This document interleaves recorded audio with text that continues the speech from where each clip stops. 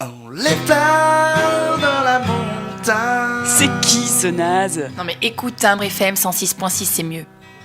Et le papillon arrière. C'est quoi Timbre FM déjà?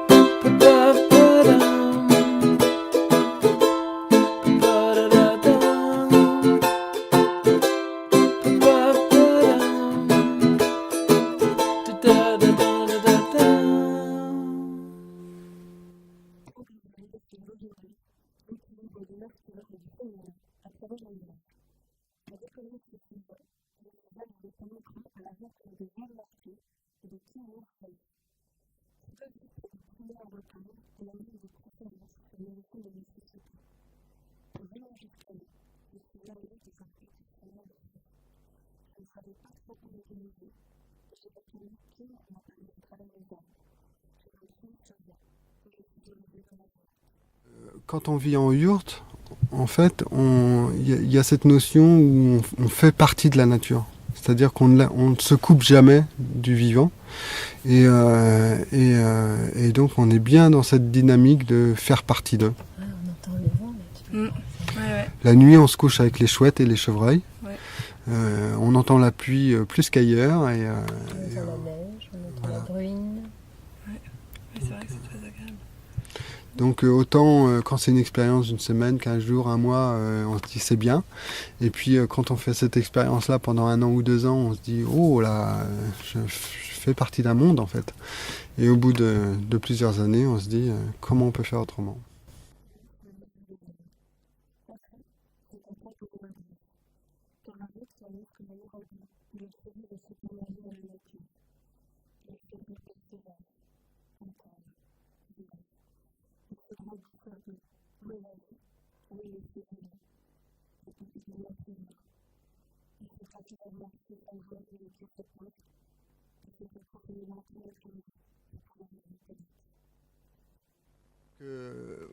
En fait, moi, ce qui s'est passé, c'est je suis arrivé à vraiment m'intéresser en profondeur à ces sujets à cause de ma fille qui avait 9 ans et qui m'a dit un jour, papa, qu'est-ce que j'aurai quand tu seras mort? Déjà à cette époque-là, je m'intéressais vraiment à la préhistoire, tout ça, les mégalithes, ainsi de suite. Mais j'étais pas allé tellement plus loin qu'un intérêt comme ça. Et quand elle m'a posé cette question, moi je lui ai répondu, eh ben, je vous écrirai un livre. J'écrirai un livre à mes enfants. Et le problème, c'est qu'en fait, elle a jamais oublié. Donc, du coup, elle me demandait de temps en temps si j'étais en train d'écrire ou pas.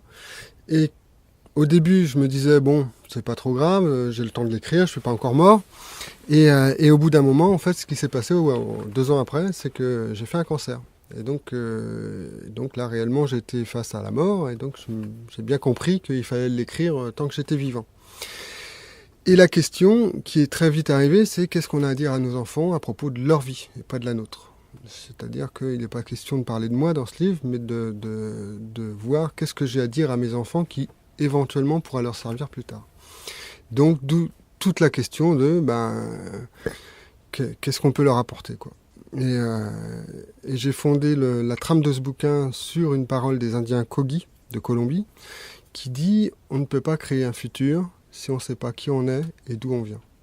Donc d'où toute une recherche sur l'histoire très ancienne, les fondements de notre société, de notre civilisation, pour comprendre d'où est partie cette civilisation, comprendre qu'est-ce qui s'est développé et du coup qu'est-ce qu'on est en train de vivre aujourd'hui. Et en fait, plus j'ai fait des recherches dans ce sens-là, et plus je me suis rendu compte à quel point la notion d'équilibre féminin-masculin est complètement centrale dans cette histoire-là. Alors c'est une histoire, c'est une histoire de 4000 ans, hein. C'est-à-dire ça, pour le patriarcat, ça commence à moins 2002, quoi. Et donc il y a l'histoire d'avant, évidemment.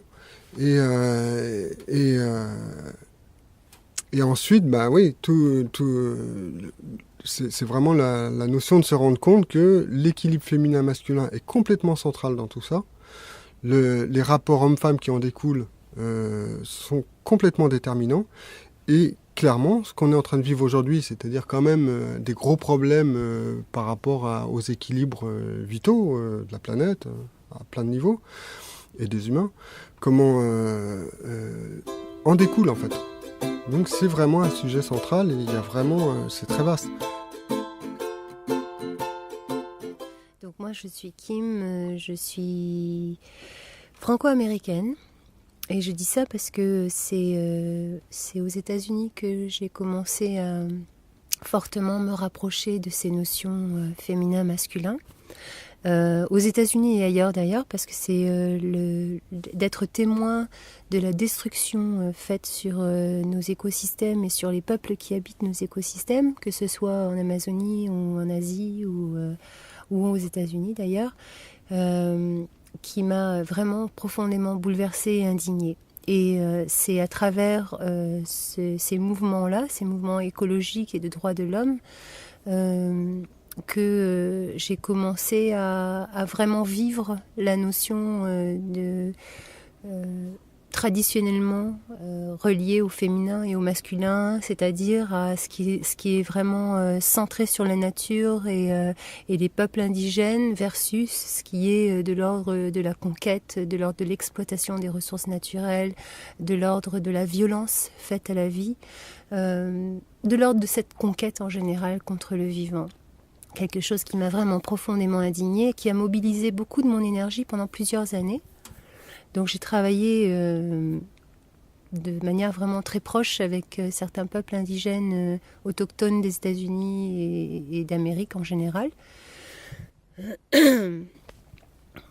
Quand il y a eu un moment où c'est devenu trop violent pour moi, j'habitais à Los Angeles à l'époque et on appelait ça vivre dans le ventre de la bête parce que c'était vraiment la grosse ville et à l'intérieur de cette ville on se démenait comme des fous pour essayer de faire entendre la voix de la forêt et des écosystèmes et des peuples. Et il y a eu un moment où j'ai plus pu continuer ce rythme-là, donc je suis allée vivre dans le nord de la Californie dans une communauté. Et là, j'ai commencé à vivre l'écologie de manière beaucoup plus personnelle et pragmatique. J'ai rencontré la permaculture, j'ai rencontré les plantes médicinales, je les connaissais un petit peu déjà à travers justement des initiations de certains peuples. Mais là, j'ai pu vraiment approfondir, j'ai pu aussi être en contact avec des sages-femmes et des herboristes qui, elles, le vivaient au quotidien. Qui mélangeaient justement aussi cette culture autochtone avec leur savoir d'aujourd'hui. Et j'ai continué à vraiment approfondir cette pratique-là au quotidien, jusqu'à un moment où tout ce qui touchait carrément à la naissance m'a fortement interpellée, parce que je me suis posé la question à un moment de savoir, mais comment est-ce que je peux être au service de l'humain, au service de la nature, au service de notre terre ? Et ce qui m'est venu, évidemment, c'est accompagner la femme dans sa prise de confiance, dans sa prise de puissance en elle. Et un des moments clés, c'est quand même l'enfantement. Mais pas que, ça commence déjà bien avant. Et c'est là où tout a convergé pour moi. Aussi bien mes intérêts dans les plantes médicinales que mes liens avec certains peuples autochtones, que mon profond amour pour la nature et sa grâce et sa beauté et la reconnaissance d'en faire partie en fait.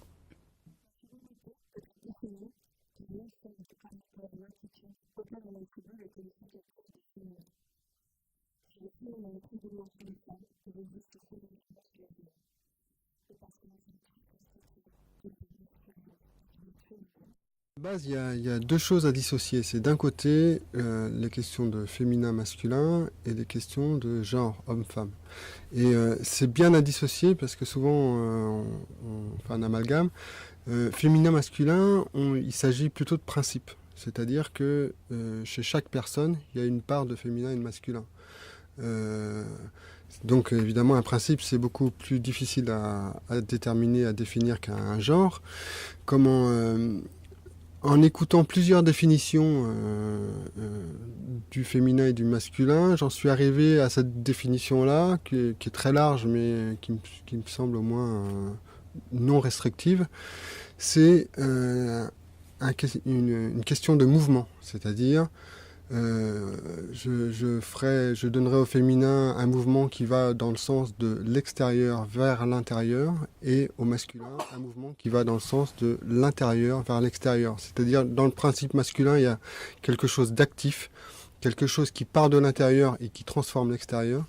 Dans le principe féminin, il y a quelque chose qui fait partie d'eux, qui reçoit l'extérieur et qui éventuellement transforme l'intérieur. Dans le vivant, finalement, on voit ça partout. C'est le jour et la nuit, c'est l'eau et la lumière, et on voit que c'est la relation entre les deux, ces deux pôles, qui fait que le vivant est possible et que l'épanouissement du vivant est possible. Voilà. Évidemment, sur le côté homme-femme, là, c'est très clair. Il s'agit de personne et il s'agit de genre. Donc, on est tous, je pense, assez clairs sur cette question-là. Mais je trouve que c'est important de bien dissocier les deux. Dans chaque être, il y a deux pôles, féminin, masculin, qui a un équilibre particulier. C'est-à-dire, en chaque être, il peut y avoir beaucoup de féminin et peu de masculin, ou beaucoup de masculin et peu de féminin, ou un équilibre. Voilà, c'est un équilibre particulier à chacun.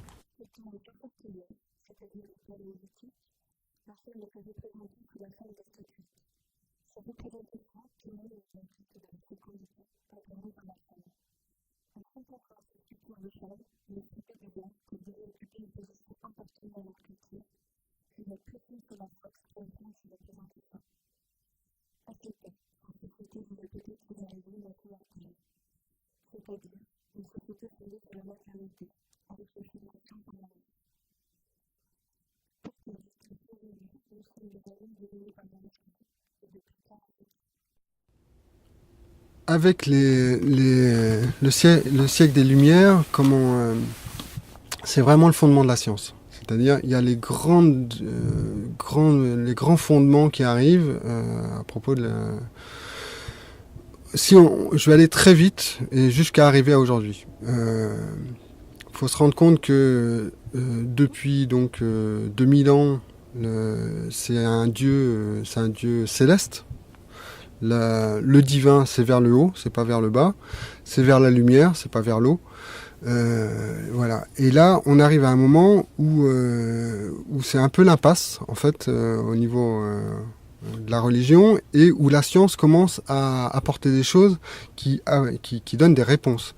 C'est-à-dire, faut imaginer qu'un jour, il y a quelqu'un qui arrive à faire allumer une lumière avec un bouton. Pour voir qu'est-ce que ça veut dire au niveau symbolique. Ça fait 2000 ans qu'on cherche à être en contact avec la lumière, et un jour, la science permet d'allumer la lumière avec un bouton. C'est énorme, en fait. C'est énorme. Un peu plus loin, on découvre le moteur, et du coup, on se permet, toujours à travers la science, d'être hors temps et hors espace. C'est-à-dire que on accélère le temps comme on le veut, selon la capacité du moteur, et on modifie l'espace. Il faut se rendre compte de l'impact qu'a eu les premiers pas sur la Lune. Moi, j'ai discuté avec mes parents tout le monde a été littéralement scotché sur son siège, et il faut se rendre compte à quel point ça a transformé la vision du sacré. C'est-à-dire que ça a clairement basculé d'une vision divine à une vision scientifique. Voilà. Pourquoi je parle de ça ? Je parle de ça parce que ça veut dire que, en fait, clairement, petit à petit, c'est la science masculine qui prend une position divine. Et du coup, ça explique beaucoup de choses qui se passent aujourd'hui. Et je pense, pour l'instant, moi, j'ai pas réussi à l'expliquer autrement. Si on travaille aujourd'hui, si on travaille à modifier le vivant aujourd'hui à travers les OGM, à travers les biotechnologies, si on fait plein d'expériences qui potentiellement peuvent changer fondamentalement les équilibres planétaires, c'est que on estime qu'on est dans une position divine qui a été fabriquée par l'homme. C'est-à-dire que si on peut se permettre de modifier le vivant sans avoir l'impression de se mettre soi-même en danger, ça veut dire qu'on ne fait plus partie du vivant. Sans craindre l'enfer. Voilà. Ça veut dire qu'on estime qu'on ne fait plus partie du vivant et donc on s'estime en position divine. Clairement, c'est vraiment c'est la continuation, c'est l'aboutissement de la conquête qui a commencé il y a 4000 ans avec les Indo-Européens. C'est vraiment une dynamique de conquête depuis ce temps-là, qui est accompagnée de la peur d'ailleurs, parce que ça a généré de la peur depuis cette époque-là.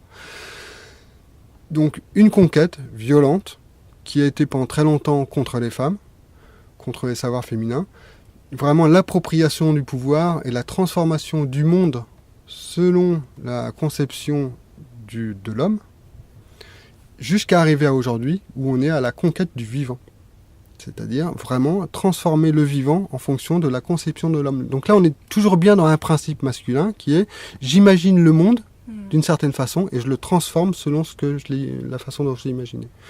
Mais là, sauf que là, on arrive un petit peu au bout de l'histoire, c'est que on est en train de, sans trop s'en rendre compte, en plus, de façon assez inconsciente, quelquefois un peu consciente quand même, on est en train de transformer le vivant.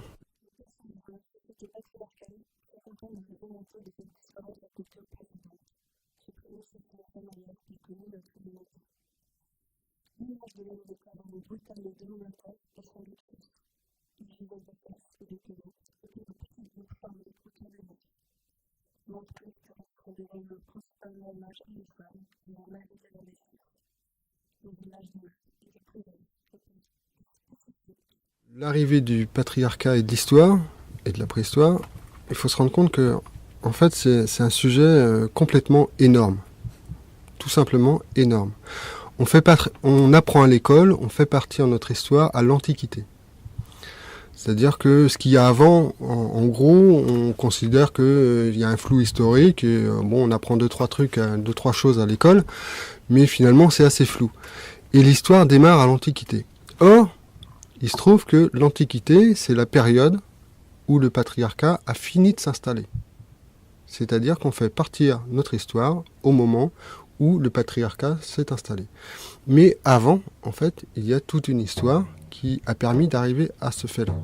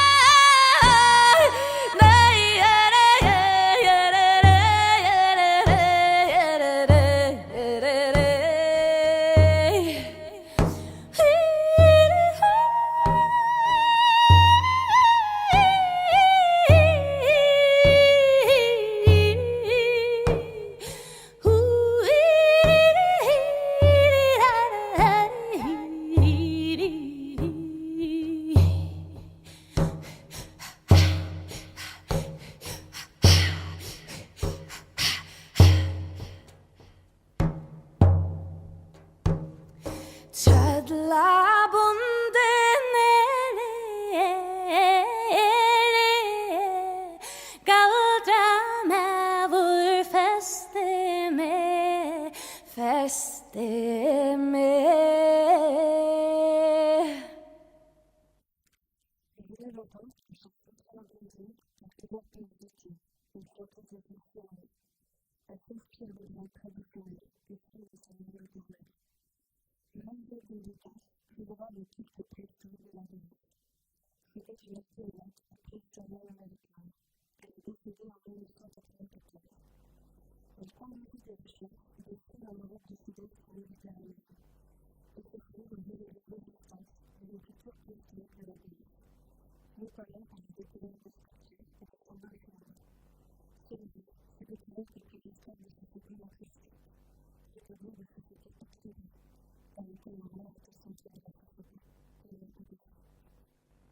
l'impression que c'était qu'il y avait un ordre beaucoup plus harmonieux et il n'y avait pas cette hiérarchie entre les hommes qui faisait qu'il y avait un ordre établi avec chacun sa fonction, chacun sa place, les prêtresses au service de la déesse, etc., etc. C'est comme ça que je me l'imagine, hein. Mais il n'y avait pas voilà, cette notion de compétition, que ce soit les personnes entre elles, au sein d'une même tribu ou d'un même clan, ou des clans entre eux, quoi. Alors, il y a des choses au niveau archéologique qui sont bien identifiées, hein, quand même par rapport à ça. C'est effectivement ce dont vient de parler Kim. Il y a clairement des sites où il y a des villages où il n'y a pas de protection. Donc, ça veut dire qu'il y a un rapport à la peur qui est différent. Et clairement, cette notion de peur, de société qui a peur, arrive en moins 2002, c'est-à-dire avec l'arrivée des Indo-Européens. Donc l'arrivée des patriarcales, encore une fois, enfin, pour la zone d'ici, hein, par rapport à la zone, entre guillemets, celtique. Et donc la peur arrive à ce moment-là. Donc il y a ça. Et ce qu'on voit bien avant aussi, c'est que c'est des lieux très communautaires, c'est-à-dire que il n'y a pas des maisons individuelles, mais il y a un grand lieu collectif. Donc les villages sont en fait dans une maison, c'est une énorme maison. En moins 3005, il y a par exemple une maison, enfin des traces archéologiques d'une maison près de Rennes, qui fait 105 mètres de long sur 30 mètres de large avec une aile et tout. Enfin, c'est un bâtiment énorme. Hein, visiblement, les archéologues estiment qu'il y avait entre 200 à 400 personnes dedans. Donc il y a ça d'un côté, et aussi dans les tombes, on voit très très bien que il y a, comme disait Kim tout de suite, il n'y a pas de hiérarchie. C'est-à-dire que tout le monde est enterré de la même façon, dans les mêmes positions, sans signe distinctif. Ça aussi, ça change après. On voit la hiérarchie qui arrive en moins 2002. Voilà. On voit bien là, une rupture quand même à ce moment-là. Et si on regarde les sites mégalithiques, si on regarde les monuments, aussi, ça parle bien, parce que... et donc là, ça va moins dans le sens d'une société matriarcale que dans le sens d'une société équilibrée. Parce que, je dis ça parce que on voit bien des sites qui sont clairement orientés vers la terre, vers la fertilité, et où on trouve des traces en dessous où il y a des offrandes et des squelettes, ainsi de suite. Donc il y a un rapport à la mort, à la naissance, à la fertilité. Donc ça, c'est tout ce qui est dolmen, tumulus, cairn. Et on voit bien de l'autre côté des sites mégalithiques où c'est des menhirs, donc qui vont vers le ciel. Et donc là, on voit bien quand même justement les pôles féminin et masculin. Donc il y a autant de divins vers le féminin que vers le masculin. Et par contre, évidemment, on ne trouve rien en dessous les menhirs. En dessous des menhirs, il n'y a absolument pas de traces de quoi que ce soit. Et donc c'est un petit peu aussi là-dessus qu'on a fondé l'idée d'une société matriarcale. Ceci dit, c'est un avis propre, c'est un peu hâtif, parce que on peut imaginer que les traces archéologiques qu'il faudrait trouver pour l'aspect masculin, elles sont dans le ciel en fait.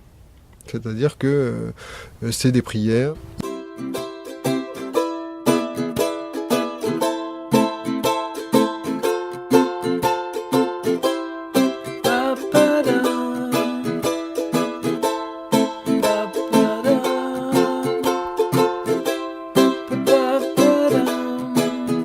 Il y a aussi les sacs de pierre qui sont des cromlechs, qu'on appelle des cromlechs. Et là, c'est vraiment intéressant. Et là, on arrive bien sur la notion de gynocentrisme. On n'est ni dans le féminin ni dans le masculin, mais on est plutôt dans la rencontre entre les deux. C'est-à-dire, c'est vraiment un espace de rencontre et de création. C'est une interprétation, mais ça se retrouve dans plusieurs cultures, y compris autochtones actuelles. Donc, on voit bien d'un côté un pôle masculin, un pôle féminin, et de l'autre côté et un espace de rencontre et de création. Et donc là, on peut faire le lien avec l'ovule, par exemple. L'ovule, c'est vraiment un espace de rencontre et de création où le féminin et le masculin se rencontrent, en fait, même si c'est à l'intérieur de la femme.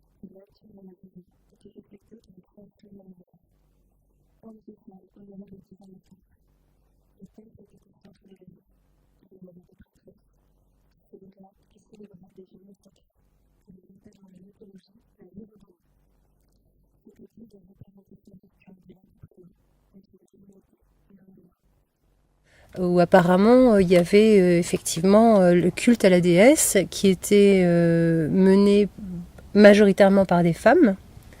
L'ambivalence sexuelle était complètement respectée, voire même honorée. La notion de hiérogamie, c'était les prêtresses qui servaient la déesse et qui servaient donc la vie et qui effectivement procédaient à des noces sexuelles et autres. Hiérogamie, c'est vraiment le mariage avec le sacré à travers une union sexuelle menée de façon annuelle ou trisannuelle ou sur des cycles de 7 ou 9 ans.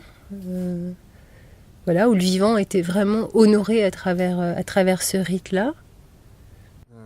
Donc à propos de la hiérogamie, il y a quand même clairement des traces à Sumer, donc en moins 3000 en gros, des traces de chansons en fait, de chansons qui sont arrivées jusqu'à nous et qui expriment clairement ces rituels d'actes sexuels sacrés et évidemment tout ça a été complètement transformé et on voit bien justement c'est très très bien explicité dans les livres de Françoise Gange. On voit bien comment dans le temps ça a évolué, ça a été transformé. C'est-à-dire que d'actes sexuels sacrés, c'est devenu de la prostitution et d'un féminin libre de vivre sa féminité, c'est devenu des femmes qui étaient mariées à des hommes, qui étaient la femme de l'homme.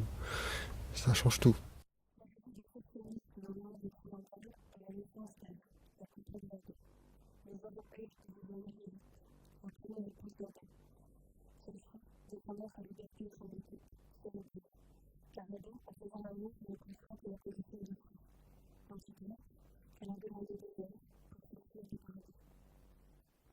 Du coup, moi, ça m'a, étant vraiment intéressé par les sites mégalithiques, ça m'a expliqué des choses que j'ai vues dans les sites mégalithiques qui n'étaient pas complètement claires, c'est-à-dire des sites mégalithiques qu'on appelle en archéologie fermés, c'est-à-dire que les pierres ont été volontairement aplaties et donc qui n'ont plus été utilisées à partir de ces périodes-là. Et en fait, quand on va rechercher dans cette histoire, on se rend compte qu'il y a une volonté de faire oublier l'histoire d'avant et il y a une notion de vouloir faire passer le féminin sous terre. Et ça, on retrouve ça énormément. Donc après, je peux juste donner deux, trois deux, trois symboles forts par rapport à ça.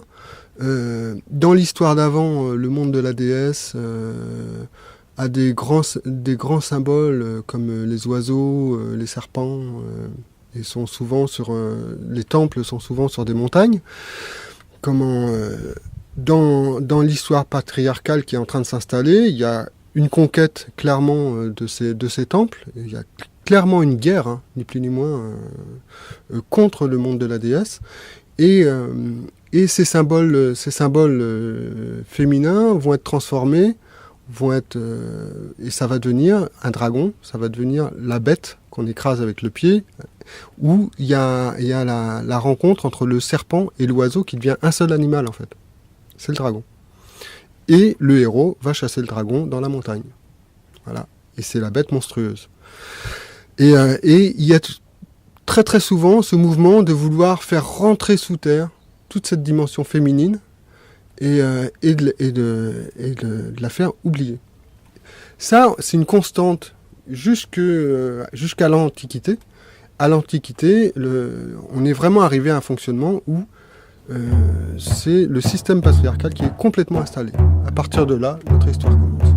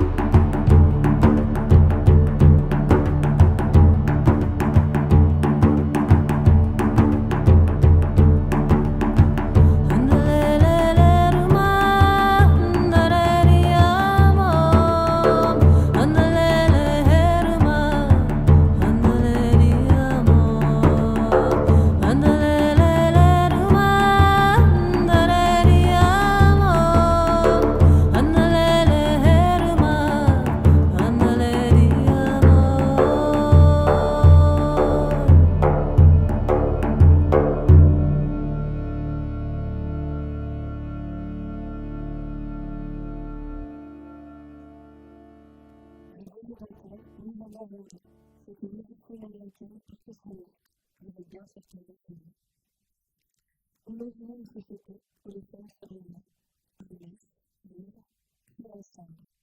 La petite fille observe l'art des grands-mères et toutes les autres femmes de la tribu prendre forme du quotidien. À qui vient de naissance, et de l'âge de 30 ans. J'ai vu le bonheur du tout.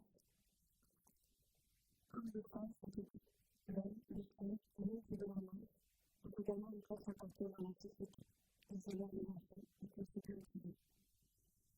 Ces sociétés vont impliquer des développements du sport aussi. La suite de cette société suit cette étendue pour une longue période. C'est en 3000 avant Jésus-Christ que le pouvoir de la déesse mère aurait d'abord été contesté. Et la naissance des dynasties, permettant également qu'elle soit maintenant sous les genoux des démons. Les sectes disparus des temps, et ont tous séparé de l'évolution. Tout ce qu'on a disparu des gens était par définition devenu une secte.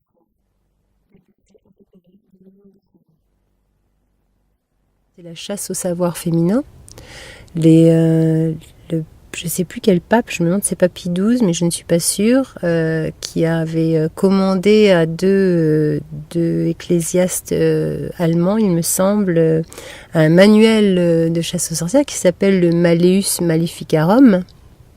C'est un texte qui est dans les annales, qui peut se trouver même sur Internet, et qui spécifiquement dit que les sages-femmes, les herboristes, les veuves, tant qu'à faire, etc., sont des personnes particulièrement nocives, et donc à pourchasser, à torturer, à emprisonner, etc. Le manuel de chasse aux sorcières, ça a été produit par l'Église. Alors, quand ici on a des documents qui relatent des procès de sorcières, quand on regarde ces documents, quand on regarde comment étaient menés ces procès, on voit qu'il s'agit en fait d'une folie collective, ni plus ni moins, il faut être clair. C'est-à-dire que c'est vraiment un énorme dérapage de toute une société en fait. On voit que pour arriver à une déviance telle, c'est-à-dire accuser des personnes qui vraiment fondamentalement n'ont rien et les accuser de cette façon-là et de les déterminer comme étant le mal incarné, c'est vraiment un dérapage global, mais il faut comprendre que c'est un dérapage à une dimension civilisationnelle, c'est le fruit d'une histoire. Ça n'arrive pas comme ça, c'est quelque chose qui a mûri, grandi petit à petit, et qui arrive à un moment, ça porte des fruits. Et les fruits, c'est ça, par exemple. Il y en a d'autres aujourd'hui. Si on allait un petit peu plus loin, on pourrait voir d'autres fruits qu'on récolte aujourd'hui de cette même lignée. Mais ce qui est vraiment fort, ce qui est vraiment intéressant, c'est de voir à quel point ça dérape dans une folie collective qui est acceptée, en fait. C'est-à-dire que c'est la chasse aux sorcières, c'est quand même quelque chose qui a duré plus de 400 ans, hein, et avec des milliers et des milliers de mortes. Des millions. Donc voilà. Et clairement, enfin, pour moi, c'est vraiment la fin d'une histoire de ce que je disais tout à l'heure, en gros 4000 ans. 4000 ans d'histoire pour écraser le féminin, pour écraser le pouvoir des femmes, et là c'est la fin. C'est-à-dire qu'effectivement c'est la dernière guerre, c'est le dernier écrasement. Après ça, on repart sur une place où le féminin n'existe plus, tout simplement. C'est vraiment les derniers savoirs féminins. On repart sur un espace où il n'y a plus de savoir féminin et on reconstruit quelque chose qui est complètement basé sur le masculin. Voilà. Donc c'est vraiment un virage civilisationnel, quoi. Je trouve que la façon, quand même quelque chose qui est bien identifié aujourd'hui, la façon dont on traite la naissance et dont on traite la mort, par exemple, qui sont des passages clés dans la vie d'un humain, mais aussi dans la vie d'une famille, d'une tribu, d'une société, d'une civilisation, sont très parlantes. Dans l'histoire de la naissance et tout ce qui a pu être fait comme recherche autour de textes maintenant qui nous viennent de l'Antiquité, on voit bien que la place de l'homme par rapport à la naissance, par rapport à la fertilité, par rapport à la femme, par rapport au contrôle de la fertilité, par rapport au contrôle de la femme, par rapport au contrôle de la descendance, elle est de plus en plus prépondérante, cette place de l'homme.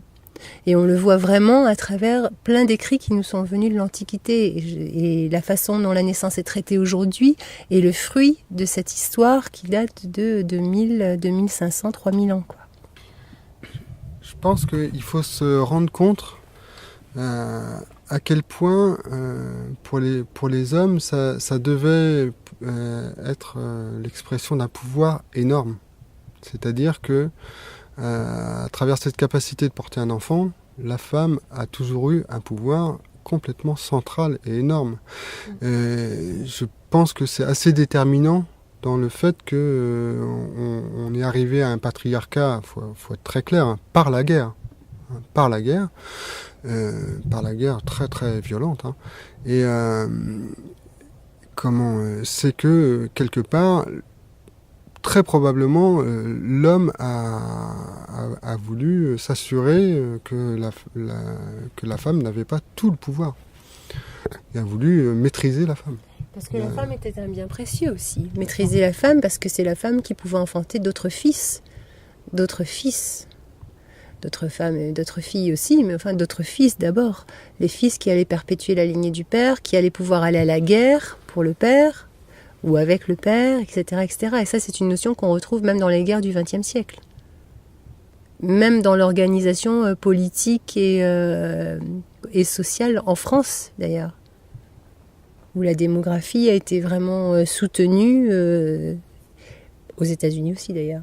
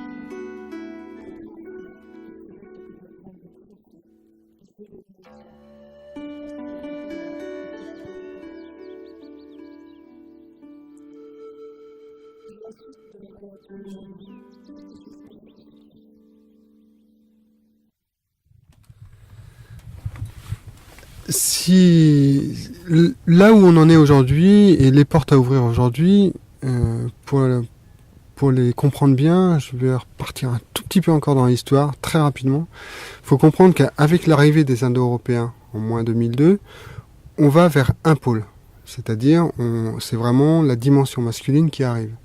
Et le vivant, en fait, ne fonctionne pas comme ça. C'est-à-dire que on voit bien que pour faire un enfant, c'est la rencontre entre un homme et une femme. Et on voit bien que On a besoin de la nuit et du jour, du cycle, pour que le vivant fonctionne avec des cycles et avec la rencontre entre différents pôles. C'est par exemple un arbre a l'eau d'un côté et la lumière de l'autre. Et c'est la rencontre et la circulation entre les deux qui fait que l'arbre s'épanouit. Ça, on voit ça partout. Depuis l'arrivée des Indo-Européens, on va vers un pôle. De plus en plus, en fait. C'est-à-dire que on va de plus en plus vers ce fonctionnement basé sur le masculin. Clairement, on arrive à la fin de cette histoire-là et de ce fonctionnement-là, c'est-à-dire qu'on arrive à une impasse où il devient nécessaire, pour que la vie reprenne ses droits, de faire se rencontrer à nouveau les deux pôles. C'est-à-dire, concrètement, ça veut dire quoi ? Ça veut dire que autant jusqu'à présent, depuis 4000 ans, on est dans la dynamique d'une personne qui entraîne tout un mouvement derrière elle et qui est dans une forme de conquête du monde. Ça, c'est l'histoire de 4000 ans. Aujourd'hui, on arrive à une situation où il devient nécessaire de s'ouvrir à la différence de l'autre et de faire que d'ouvrir des nouvelles voies, des nouvelles portes à travers ces rencontres, de créer. C'est-à-dire que on ne va pouvoir créer du nouveau que en se rencontrant et en créant ensemble. Ça va pas être une personne toute seule qui va dire voilà comment faut faire, suivez-moi. Ça ne marchera pas. Le vivant ne fonctionne pas comme ça en fait, tout simplement. Pour moi, ce qui est vraiment important, c'est qu'il y ait que les deux parties de l'humanité soient entendues. Est vraiment pris en compte et qu'elle retrouve une place prépondérante et constructive au sein de chaque société. C'est plus vers ça que j'aurais tendance à diriger mon souhait.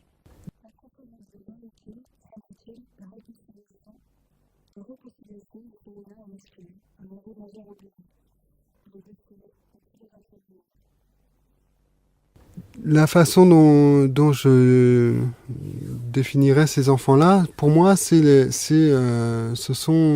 que je mets sous enfants, c'est les personnes qui conçoivent qu'un futur est possible, en fait.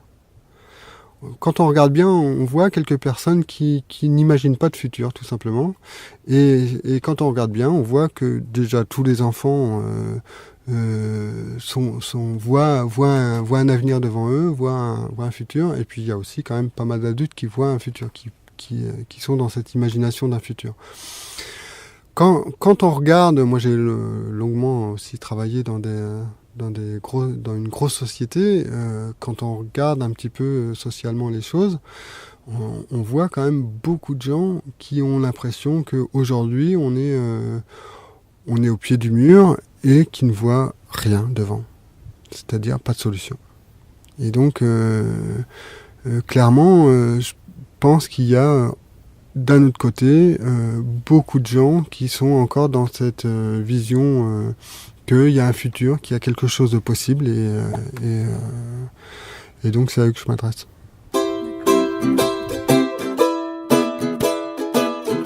Effectivement, il y a un livre que j'ai sorti donc il y a 1 an et demi et qui s'appelle Minimum Vital et qui parle évidemment de tout ça, qui parle aussi bien de cette histoire très ancienne qui nous a amenés jusqu'à aujourd'hui, de un peu tout ce dont on a parlé aujourd'hui, et qui est disponible en librairie. Donc là, il faut aller le commander. Alors il est disponible que dans des librairies où il y a des humains. C'est-à-dire qu'on ne va pas le trouver sur des sites comme Amazon ou la Fnac ou ainsi de suite.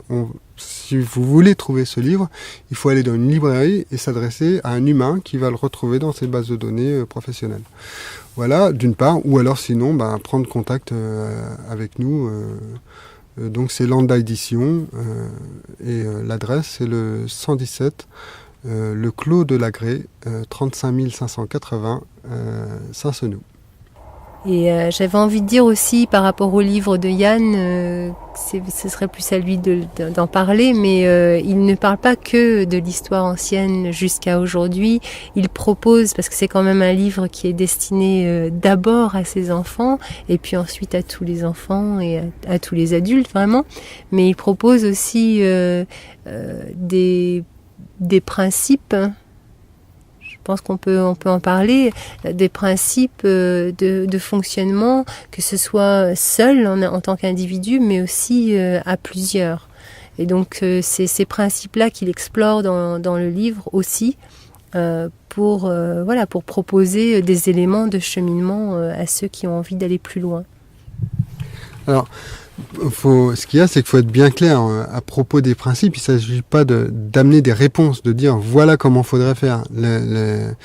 Ce dont parle Kim, c'est plus des grilles de questions que je propose, où c'est à chacun de répondre pour voir où il se positionne et où est son propre équilibre, en fait. Donc c'est plus des notions comme ça. C'est un livre qui fait aussi quand même pas mal de références aux peuples autochtones. Bon, il y a plein de choses. C'est un livre qui est très large, c'est-à-dire qui parle autant de l'histoire que de là où on en est aujourd'hui et de ce qu'il faudrait mettre en place pour ouvrir des portes pour le futur. Donc c'est quand même assez vaste. Ceci dit, évidemment, je ne peux pas rentrer dans le vraiment. Je vais à l'essentiel, c'est-à-dire je vais vraiment, c'est très condensé, très rapide, et je vais vraiment sur des sujets essentiels. Par contre, ça va vite. Voilà.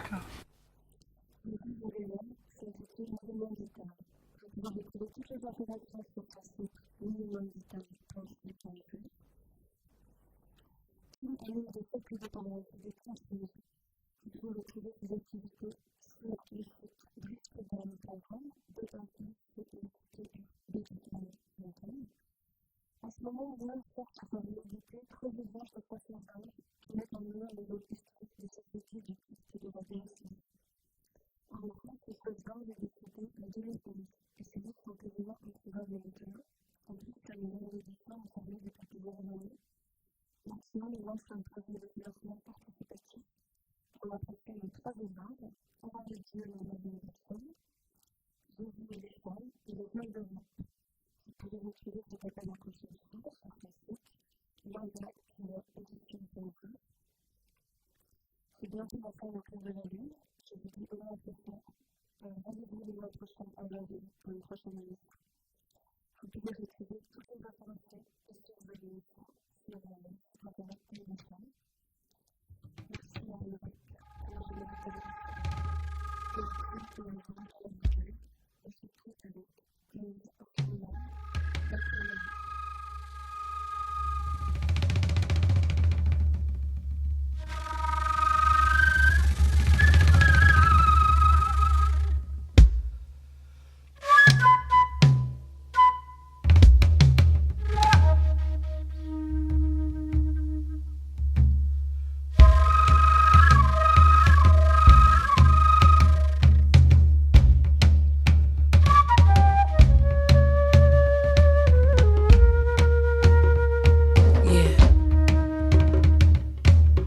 Take this one all around the world, y'all.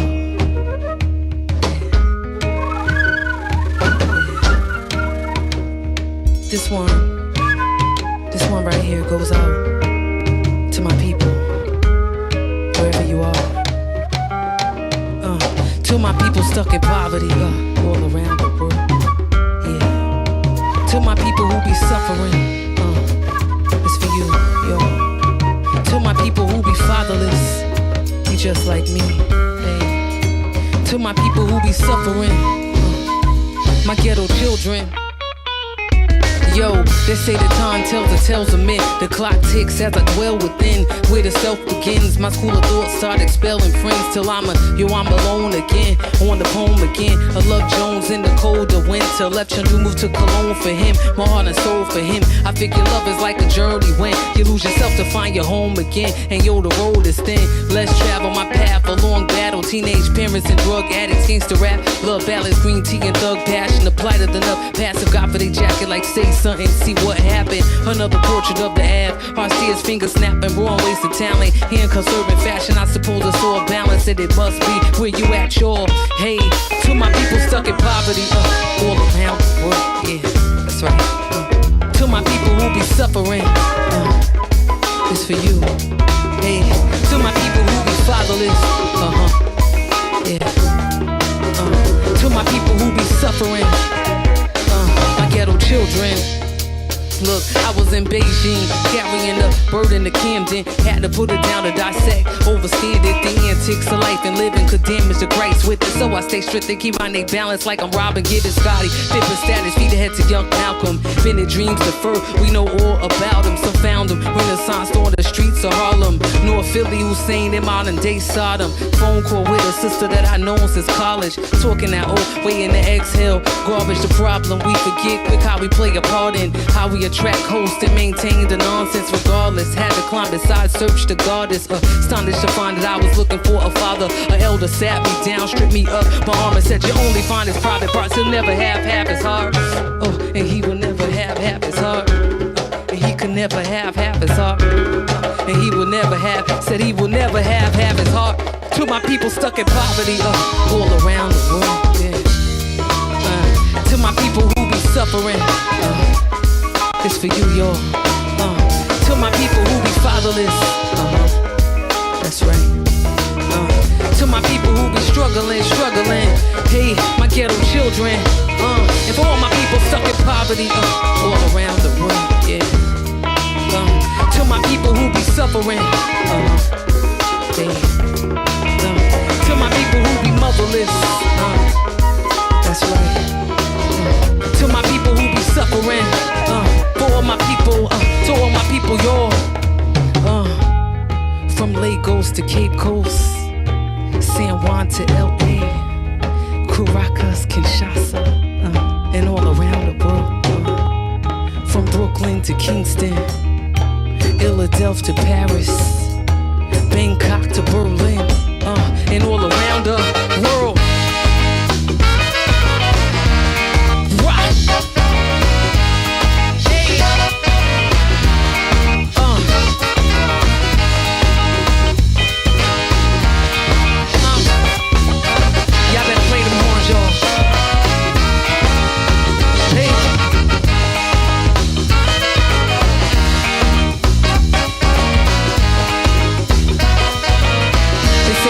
Tell the tales of men, come on.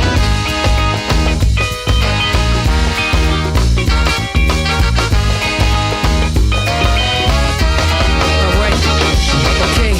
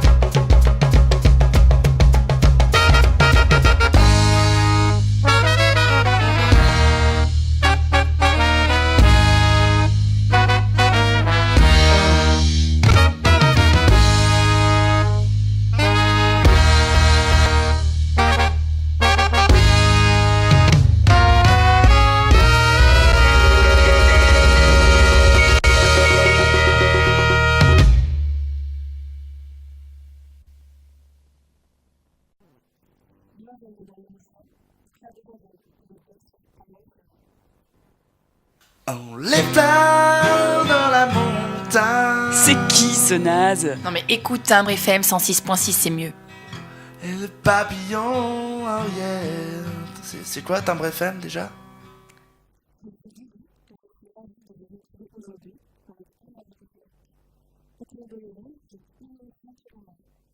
c'était aussi une manière c'est que de faire partager des expériences et des projets de autour desquels de la féminité et du féminisme. Nous vivons aller à la rencontre de vie, de contes, d'aventures, d'esclavage, de musique et de toutes les expressions de cette quotidienne.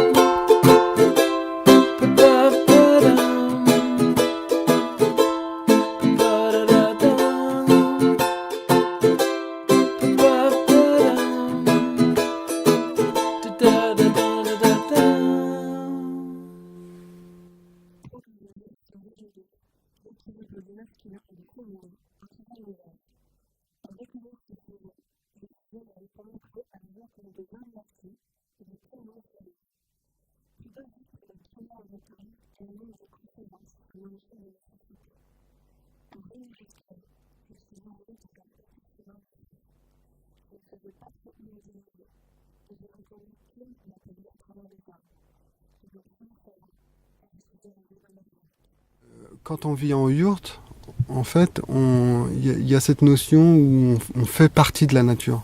C'est-à-dire qu'on ne se coupe jamais du vivant. Et donc on est bien dans cette dynamique de faire partie d'eux. Ah, on entend le vent là, tu vois. Ouais. La nuit, on se couche avec les chouettes et les chevreuils. Ouais. On entend la pluie plus qu'ailleurs. On entend la neige, on entend voilà. la bruine. C'est vrai que c'est très agréable. Donc autant quand c'est une expérience d'une semaine, 15 jours, un mois, on se dit c'est bien. Et puis quand on fait cette expérience-là pendant 1 an ou 2 ans, on se dit oh là, je fais partie d'un monde en fait. Et au bout de plusieurs années, on se dit comment on peut faire autrement.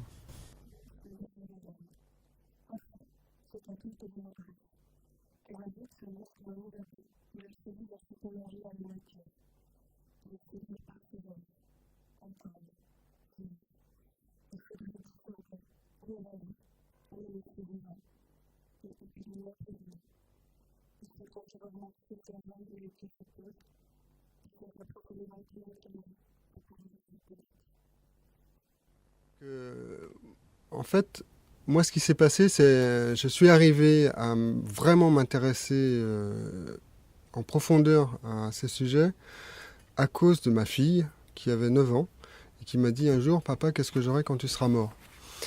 Déjà à cette époque-là, je m'intéressais vraiment à la préhistoire, tout ça, les mégalithes, ainsi de suite. Mais j'étais pas allé tellement plus loin qu'un intérêt comme ça. Et quand elle m'a posé cette question, moi je lui ai répondu, eh ben, je vous écrirai un livre. J'écrirai un livre à mes enfants. Et le problème, c'est qu'en fait, elle n'a jamais oublié. Donc, du coup, elle me demandait de temps en temps si j'étais en train d'écrire ou pas. Et au début, je me disais, bon, c'est pas trop grave, j'ai le temps de l'écrire, je suis pas encore mort. Et au bout d'un moment, en fait, ce qui s'est passé 2 ans après, c'est que j'ai fait un cancer.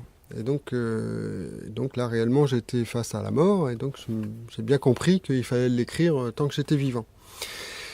Et la question qui est très vite arrivée, c'est qu'est-ce qu'on a à dire à nos enfants à propos de leur vie et pas de la nôtre. C'est-à-dire qu'il n'est pas question de parler de moi dans ce livre, mais de voir qu'est-ce que j'ai à dire à mes enfants qui éventuellement pourra leur servir plus tard. Donc d'où toute la question de qu'est-ce qu'on peut leur apporter, quoi. Et j'ai fondé la trame de ce bouquin sur une parole des Indiens Kogi de Colombie qui dit on ne peut pas créer un futur si on ne sait pas qui on est et d'où on vient. Donc d'où toute une recherche sur l'histoire très ancienne, les fondements de notre société, de notre civilisation, pour comprendre d'où est partie cette civilisation, comprendre qu'est-ce qui s'est développé et du coup qu'est-ce qu'on est en train de vivre aujourd'hui. Et en fait, plus j'ai fait des recherches dans ce sens-là, et plus je me suis rendu compte à quel point la notion d'équilibre féminin-masculin est complètement centrale dans cette histoire-là. Alors c'est une histoire, c'est une histoire de 4000 ans, hein. C'est-à-dire ça, pour le patriarcat, ça commence à moins 2002, quoi. Et donc il y a l'histoire d'avant, évidemment. Et ensuite, bah oui, c'est vraiment la notion de se rendre compte que l'équilibre féminin-masculin est complètement central dans tout ça. Les rapports hommes-femmes qui en découlent sont complètement déterminants. Et clairement, ce qu'on est en train de vivre aujourd'hui, c'est-à-dire quand même des gros problèmes par rapport aux équilibres vitaux de la planète, à plein de niveaux, et des humains, comment en découle en fait. Donc c'est vraiment un sujet central et il y a vraiment, c'est très vaste. Donc moi je suis Kim, je suis franco-américaine. Et je dis ça parce que c'est aux États-Unis que j'ai commencé à fortement me rapprocher de ces notions féminin-masculin. Aux États-Unis et ailleurs d'ailleurs, parce que c'est d'être témoin de la destruction faite sur nos écosystèmes et sur les peuples qui habitent nos écosystèmes, que ce soit en Amazonie ou en Asie ou aux États-Unis d'ailleurs. Qui m'a vraiment profondément bouleversée et indignée. Et c'est à travers ces mouvements-là, ces mouvements écologiques et de droits de l'homme, que j'ai commencé à vraiment vivre la notion traditionnellement reliée au féminin et au masculin, c'est-à-dire à ce qui est vraiment centré sur la nature et les peuples indigènes versus ce qui est de l'ordre de la conquête, de l'ordre de l'exploitation des ressources naturelles, de l'ordre de la violence faite à la vie, de l'ordre de cette conquête en général contre le vivant. Quelque chose qui m'a vraiment profondément indignée, qui a mobilisé beaucoup de mon énergie pendant plusieurs années. Donc j'ai travaillé de manière vraiment très proche avec certains peuples indigènes autochtones des États-Unis et d'Amérique en général. Quand il y a eu un moment où c'est devenu trop violent pour moi, j'habitais à Los Angeles à l'époque et on appelait ça vivre dans le ventre de la bête parce que c'était vraiment la grosse ville et à l'intérieur de cette ville on se démenait comme des fous pour essayer de faire entendre la voix de la forêt.